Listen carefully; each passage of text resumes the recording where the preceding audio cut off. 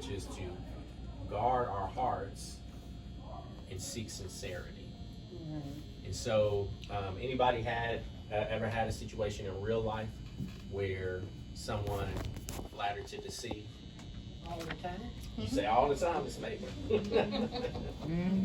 Well, and if you think about the Bible, God warns us about people that looks one way and may talk one way, but yet they may despitefully misuse us. Split tongue.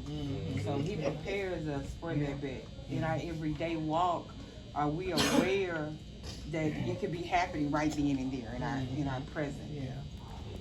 So listening to this story and thinking about the fact that your child will be studying the same story, what are some ways we could talk about this with our children? I think especially with girls, I think we should definitely teach them that they're beautiful already. They're pretty, they got all this and they got it going on, and them not have to wait for some guy to tell them that, because that's how a lot of them get tricked. You know, you look good at that dress, and you know, you're this and then you're that, because they never heard it before. It's flattery that they like, and they kind of get tricked into doing some things sometimes. And also, thinking off of what you're saying, is my daughter works with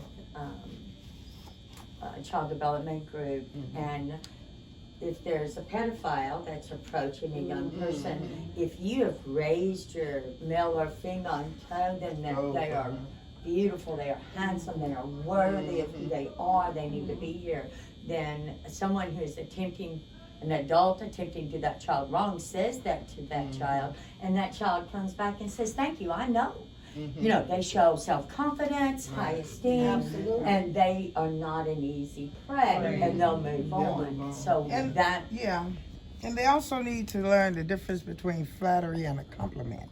A sincere compliment.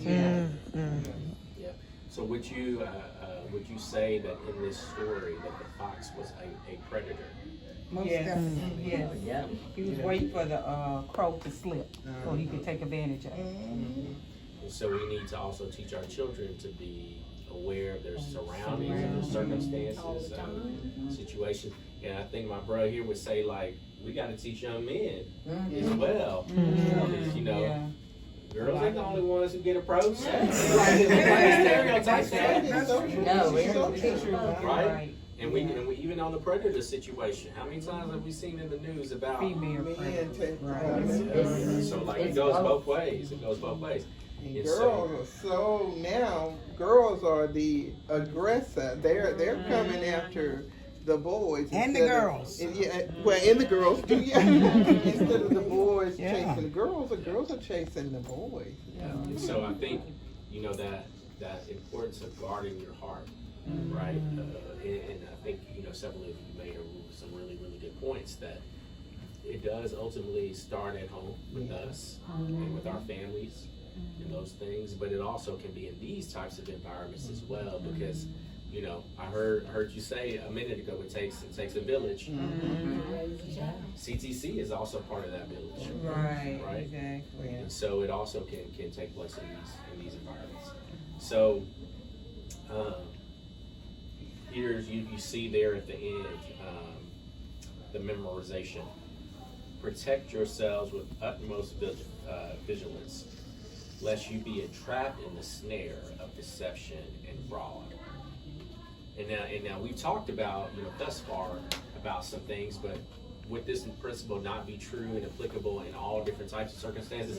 Anybody taking their car to a repair shop and wondered if you're being taken care of the right way, right?